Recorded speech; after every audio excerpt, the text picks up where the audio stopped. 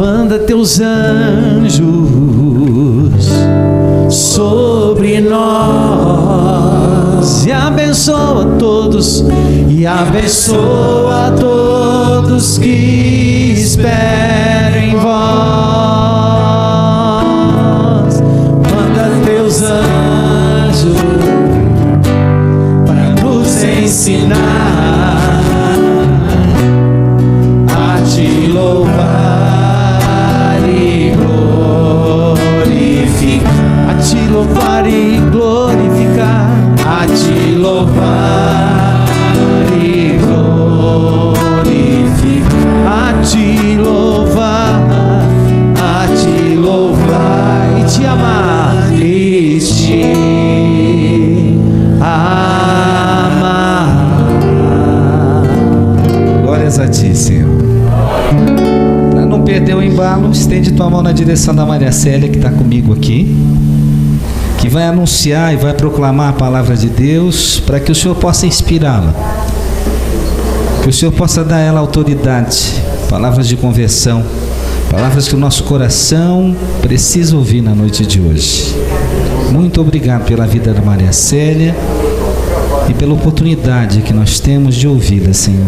Muito obrigado, Senhor Jesus. Glórias a ti, Senhor. Amém. Louvado seja nosso Senhor Jesus Cristo. Nesta semana, nós iniciamos o tempo de Pentecoste. Então, nós estamos comemorando a descida do Espírito Santo sobre os apóstolos e assim a criação da nossa igreja. O Espírito Santo veio para nos auxiliar, nos socorrer em todos os momentos da nossa vida. E foi assim que ele agiu na vida dos apóstolos. E foi assim que eles puderam realizar tantas maravilhas que nós conhecemos, que nós lemos na nossa Bíblia. E é sobre essa palavra que eu venho falar hoje, sobre uma parte da vida dos apóstolos. Eu gostaria que vocês abrissem a Bíblia em Atos dos Apóstolos, capítulo 16. Na Bíblia da Ave Maria, é na página 1433. Capítulo 16, página 1433. Nós vamos ler, meditar do versículo 16 a 28. Então é no finalzinho da página.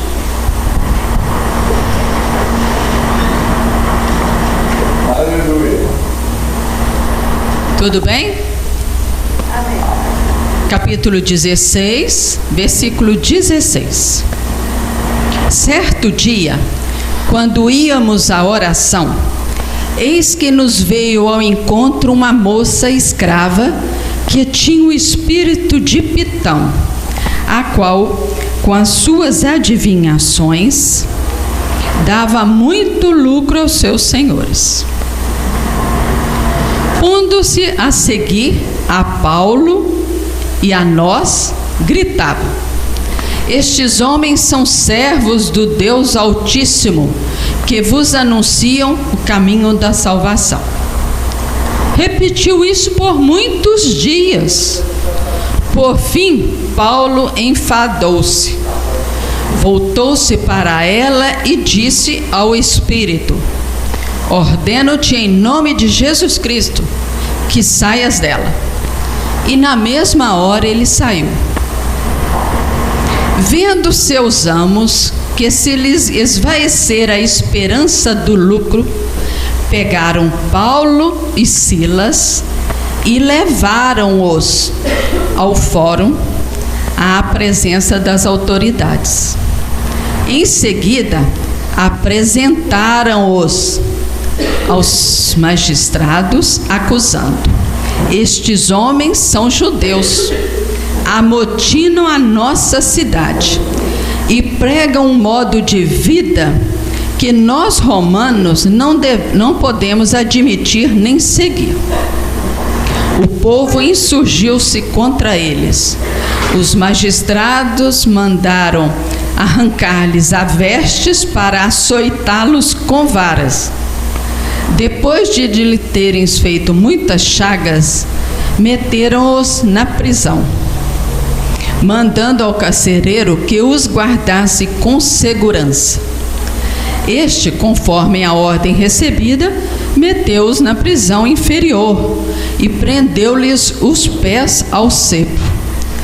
Pela meia-noite, Paulo e Silas rezavam e cantavam um hino a Deus, e os prisioneiros os escutavam. Subitamente sentiu-se um terremoto tão grande que se abalaram até os fundamentos do cárcere.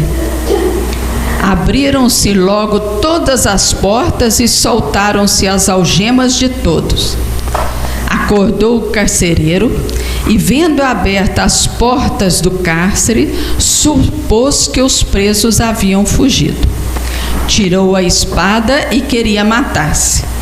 Mas Paulo bradou em alta voz: não te faças nenhum mal, pois estamos todos aqui. Palavra do Senhor. Em casa nós podemos terminar de ler até o versículo 34, mas hoje nós vamos meditar até o versículo 28. Esse fato ocorreu na Macedônia, que era uma colônia romana. E a Macedônia, ela era dividida em 4 distritos e tinha muitas cidades, mas a maior cidade chamava Filipos. E quem estava lá nesse dia? Paulo, Silas e Lucas. Lucas, por várias vezes, acompanhou Paulo em suas viagens. E a gente pode perceber, quando a gente está lendo o Atos dos Apóstolos, que tem hora que ele entra na história, tem hora que ele sai, né? E eu quero até mostrar isso para vocês aqui.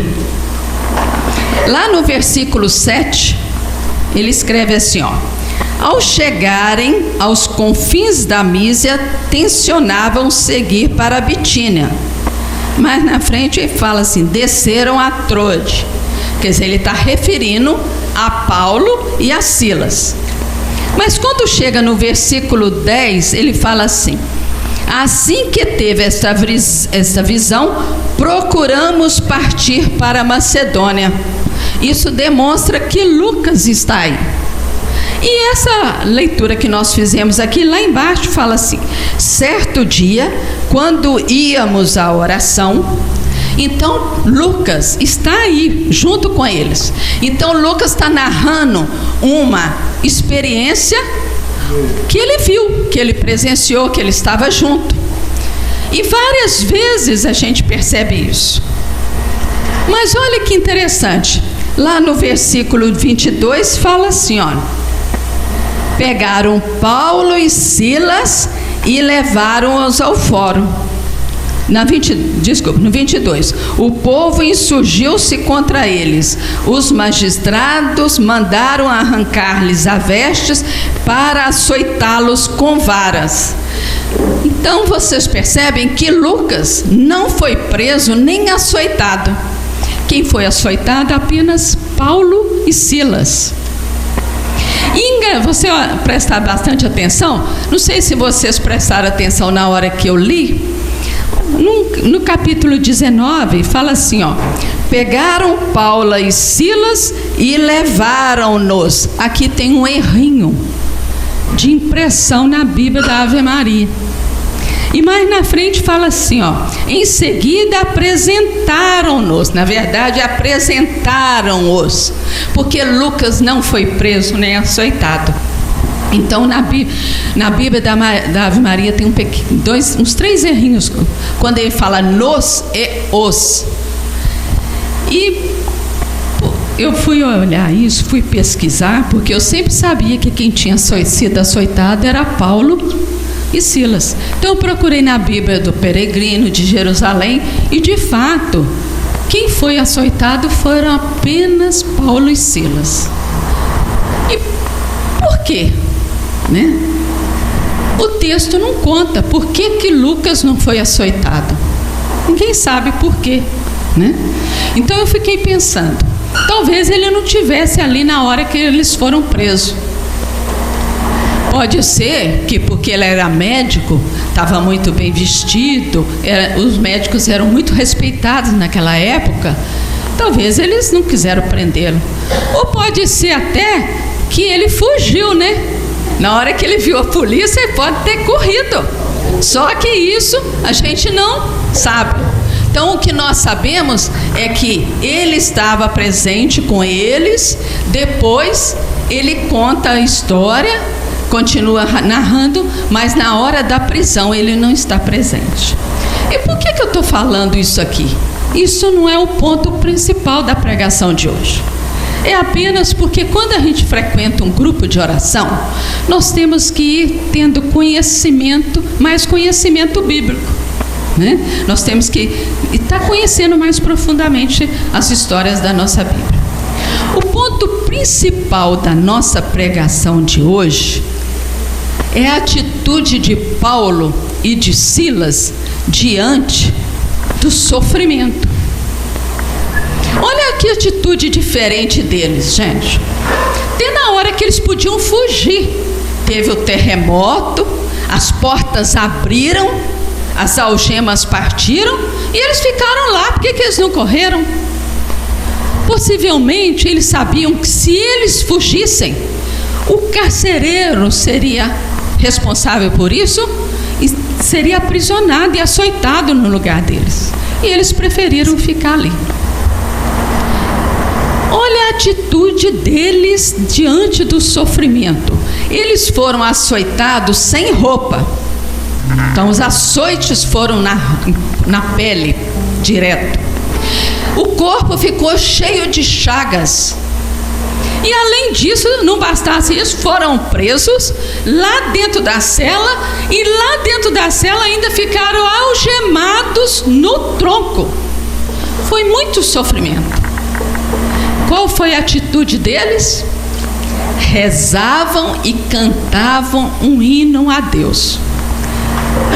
Eles louvaram no sofrimento. Muito pouca gente teria condição de fazer isso, ter essa atitude. Eles estavam impregnados pelo Espírito Santo.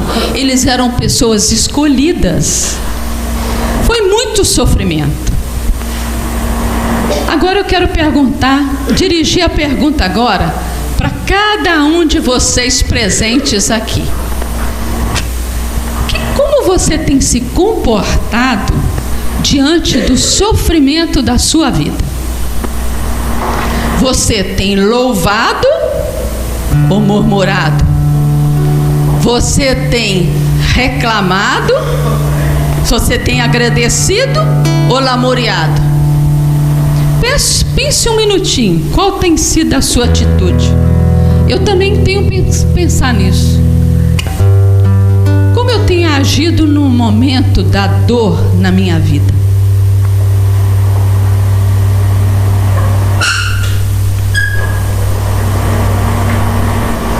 Vou dizer uma coisa para vocês. Geralmente, nós atribuímos tanto valor ao nosso problema que nós acabamos contaminados muitas vezes pelo pessimismo. Quando nós chegamos nesse ponto, nós não conseguimos mais nem perceber, nem ver as coisas bonitas que Deus realiza na nossa vida. Olha, sabe o que nós chegamos num ponto de só reclamar? Nós adquirimos um dom, o dom de reclamar.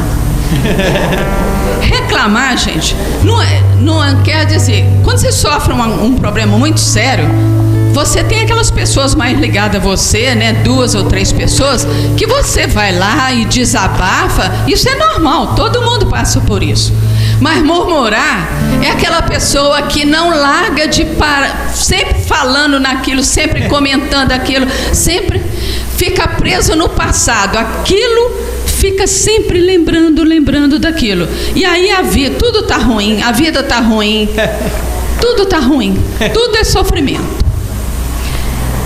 Existia um padre, muito conhecido de muitos de vocês aqui.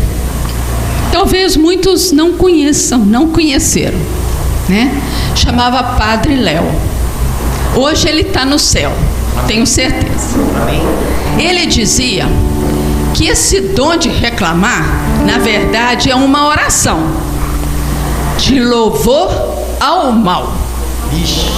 Então, quando nós estamos reclamando, nós estamos... O inimigo, né, que ele gostava muito de falar, que é aquele dos 2 chifrinhos assim, o encardido, que ele gostava de falar, está sendo louvado. Que fofo. Né? E aí, o que acontece? Sempre que fazemos essa oração de lamúria, nós estamos obedecendo o mal, seguindo o inimigo. E vou falar uma coisa para vocês. Essa é uma oração muito frequente, muito comum, muito mais comum do que a gente pensa. Infelizmente, ela é uma oração que está na boca de muitos cristãos. Nós sabemos que todo mundo sofre no mundo, não sofre? Todo mundo não tem problema no mundo? Sim. Olha, lembre a vida dos santos. Quantos santos passaram por tantos sofrimentos? Perseguições.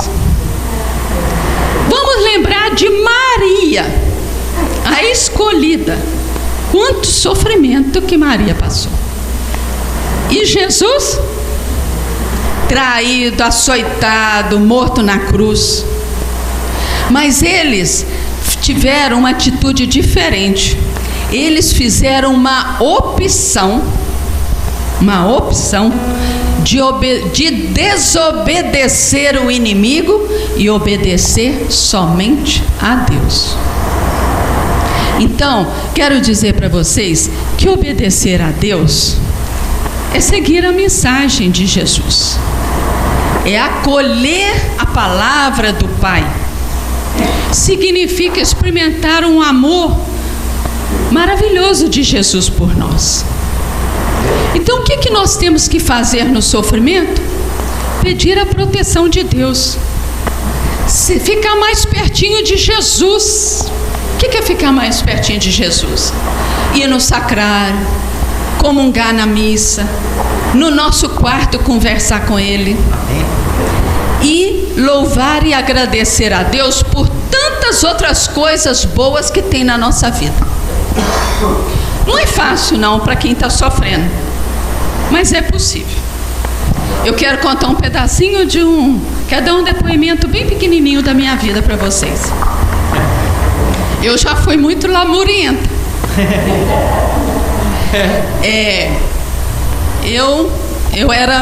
Eu morava no Espírito Santo. Eu sou mineira, mas morava no Espírito Santo, em Vitória. Eu era professora da Faculdade de Medicina, na Faculdade Federal do Espírito Santo. E eu era muito respeitada. Para vocês terem uma ideia, eu era professora homenageada todo ano. Oh, que legal. Eu era respeitada tanto pelos docentes, os outros professores, quanto pelos alunos. Cheguei a ser chefe da maternidade do hospital universitário. Tinha uma posição assim, boa nessa local. E eu vim para Ribeirão Preto para fazer mestrado e doutorado. E fui convidada para ser docente da faculdade daqui.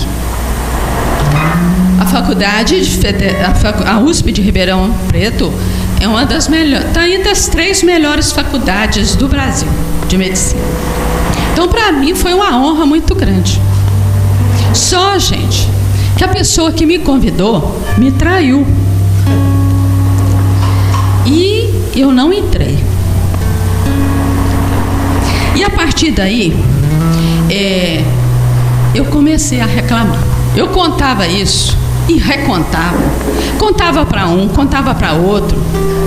E aí, às vezes eu contava tanto que as minhas amigas, para não ouvir, eu chamava as pessoas assim um pouquinho para longe, para elas não ouvirem. E eu estou contando, estou que reclamo. Eu vinha para esse grupo de oração, ouvia palestras sobre lamúria, continuava. Tinha oração aqui falando para a gente parar de... E eu continuava. Só que aconteceu assim.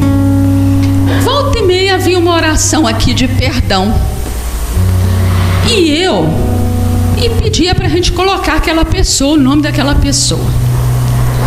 E aí, eu comecei a colocar. Não queria, não.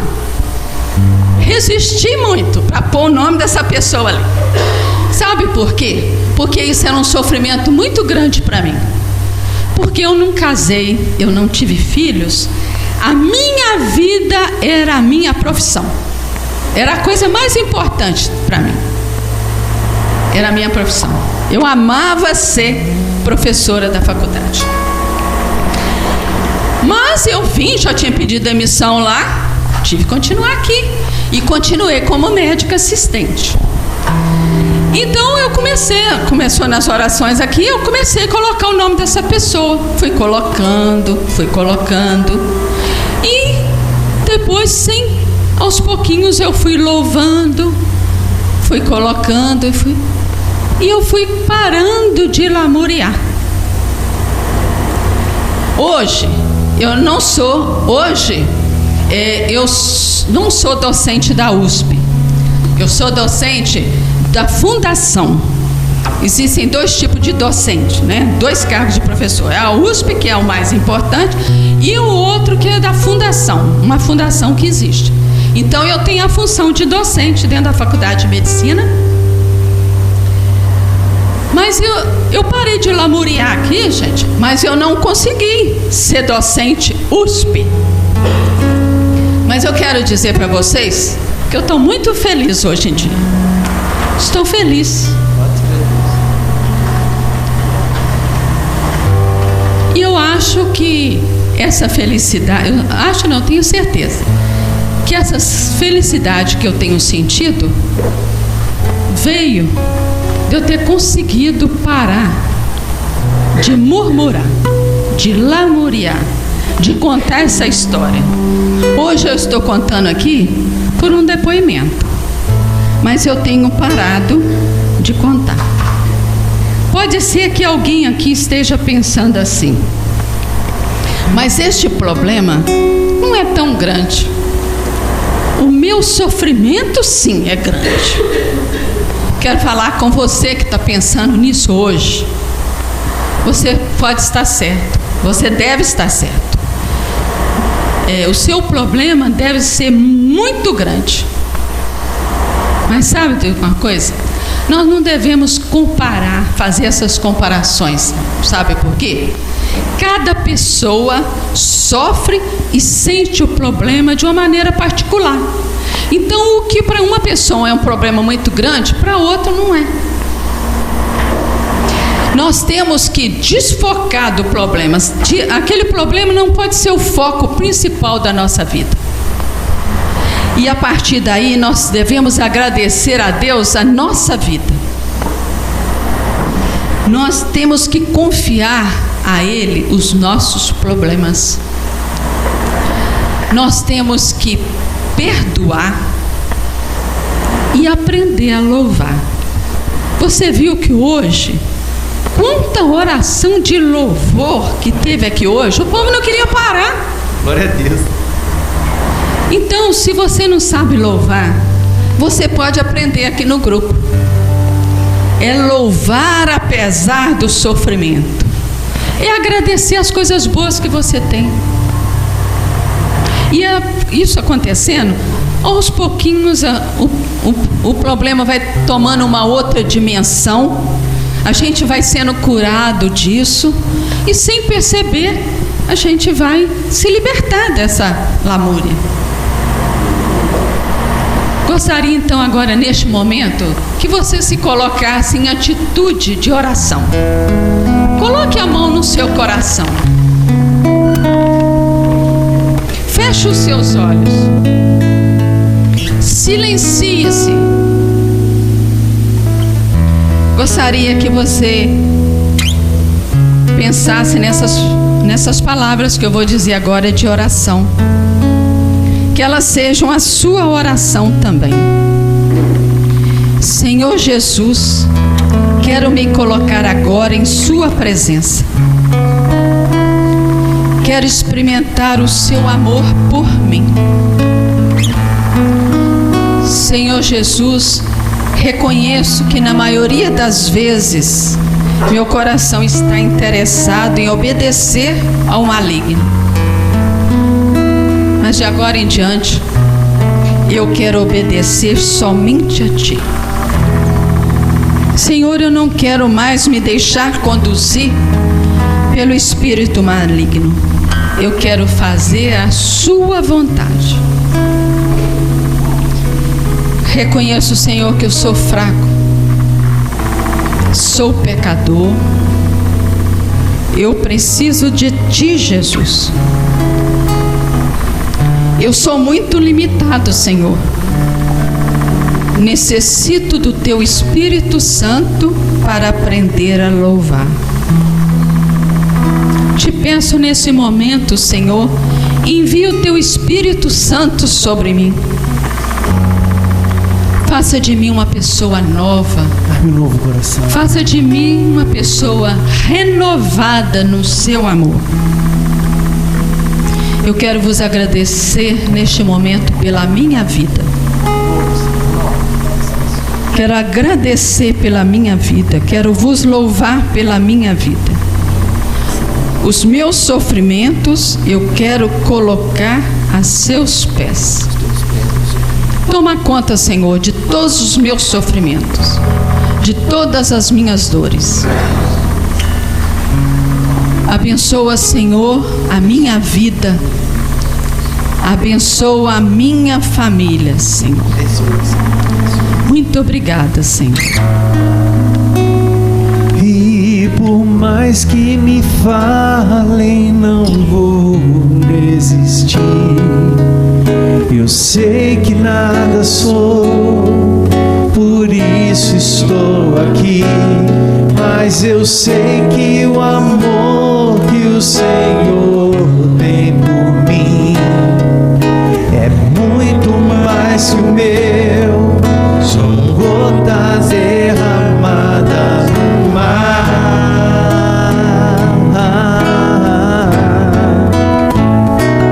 Tanto tempo também o Senhor me esperou. Nas tardes encontrou saudade em meu lugar, mas ao me ver na estrada ao longe voltar, um salto se alegrou e foi correndo me encontrar.